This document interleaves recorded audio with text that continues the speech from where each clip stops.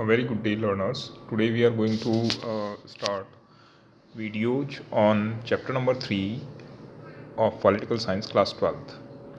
Children, this lesson especially covers the third challenge before the newly independent India, that was planning for development for that nation which was poor, which had recently got independent from colonialism. So, in early years, planning had been the most important theme of the leaders. So, there had been some leaders who used to think that India should go on the socialism, because in those days of 1950s and 60s, socialism uh, had been promoted by the United Soviet Socialist countries group, and it used to be favorable for those nations which had been poor, uh, which had been largest population and lacking in resources and all. There were another kind of leaders also who wanted that India should move on the path of capitalism and should try to industrialize the nation as of the European and the American countries. Clear? So now let us understand that in political science, what does the word left means and what does the word right means. These are not the ordinary words in political science. They do have some special sense. Left in political science represents the socialist and communist groups. Especially they talk of the poor, the labor, the farmers. They talk of the economic equalities. They talk of the rights of the downtrodden section. They want equal opportunity for all the people in the society, and they wanted a society in which there is very less gap between the rich and the poor. Okay, so this particular section of the political thinkers who do support the poor, farmers, or downtrodden sections and talk their rights, they would be called left. Okay, in Hindi it is called Vam Dal. Vam means left. Okay, now the right in political science represents the wing of those particular supporters, advocates who do support capitalism, who do want liberalism, who do want to promote the multinational companies, who do want no interference of government in the market. Okay, so that is called the right. So children, this is a wing. In India, there had been people from both the kinds. There had been some supporters who wanted industrialization.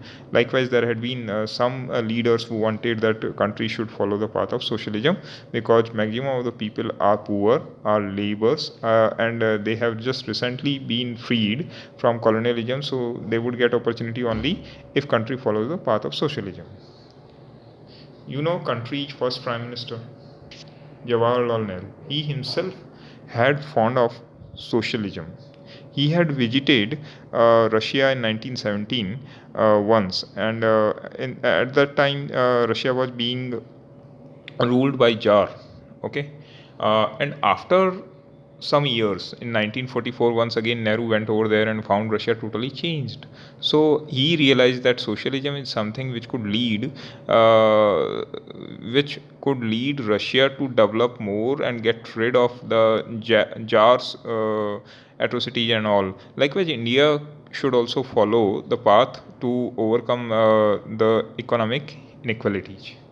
Okay, so finally ideas of development started developing. Might be the Prime Minister Nehru, might be the prominent leaders, might be the others also. They also started thinking over the ideas of development, that what should be the mechanism of India's future development. Clear? So there had been lot many people who had been thinking over this. Right from independence, there had been many who had working upon that what path India should follow, whether it should join the capitalist group, or it should move on the path of socialism, or there shall be some alternate. Okay, so children, here you would observe that planning was the thing which had been running in everyone's mind now. Planning had been the theme, planning had been the mechanism which everyone had been agreed upon. So finally, despite of the various differences, there was a common consensus, there was a common agreement in all the people that India should move on a planned way. There shall be a organization, there shall be an institution uh, which should plan that what projects we would take for a particular duration, and what way we should invest and we should work upon, or what way we should execute. Might it be the dam construction, might it be the industrial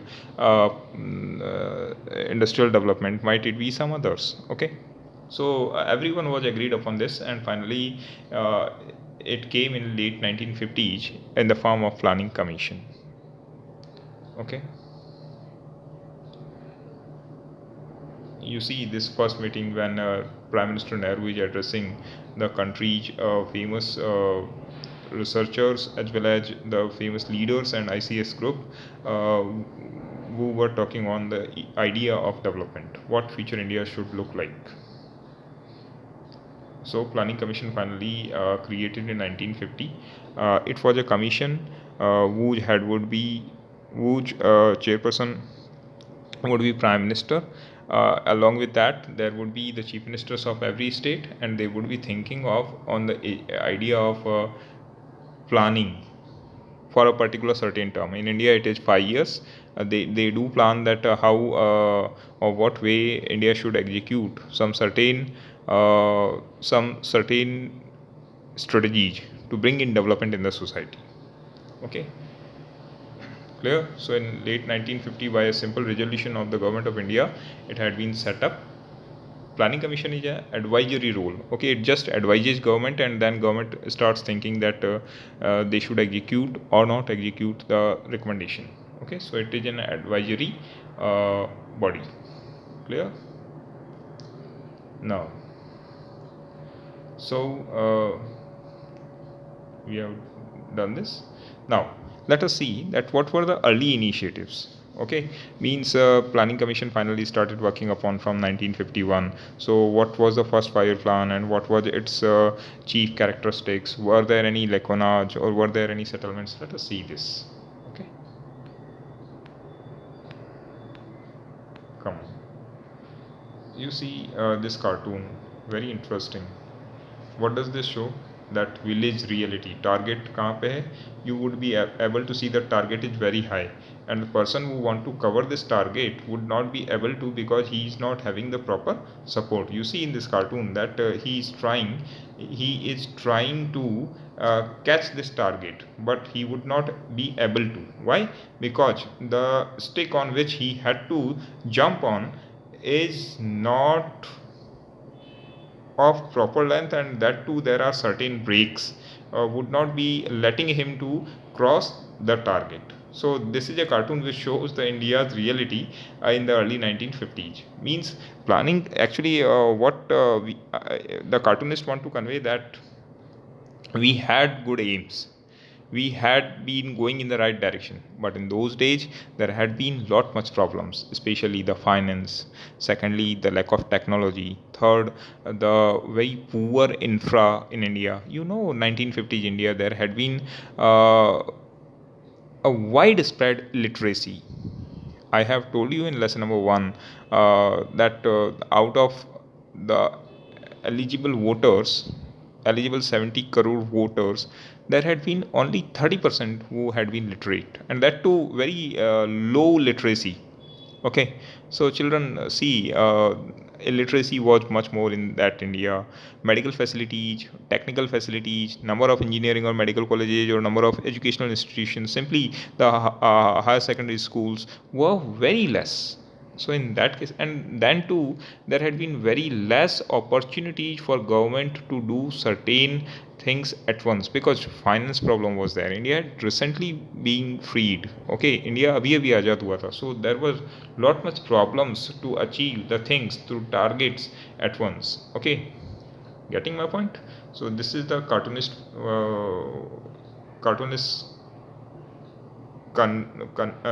message in this way. Okay, so now let us see the first 5 plan. Children, whenever we are going to observe the certain plannings, might be first 5 year or second 5 year, we should see them from the certain point of view that who proposed it, what was its aim, what did it achieve, and what were its lacunae. These four things should be kept in mind whenever you are observing the 5 year plan. Up to now, there had been more than 12 or 13 plannings being executed. Okay, and recently a new commission has taken up. The planning commission had been replaced by Niti Aayog. You know all that. It has been a recent changes to modify it. Isn't it? So. Whenever you are observing the planning, you should try to see it in some certain aspect, especially I'll say that who proposed the plan, okay, when it was executed, what were its main aims, and finally what were the lacunae, or what were the achievements. Clear? So when we talk of first 5 year plan, it was proposed by K.N. Raj. He was a young economist.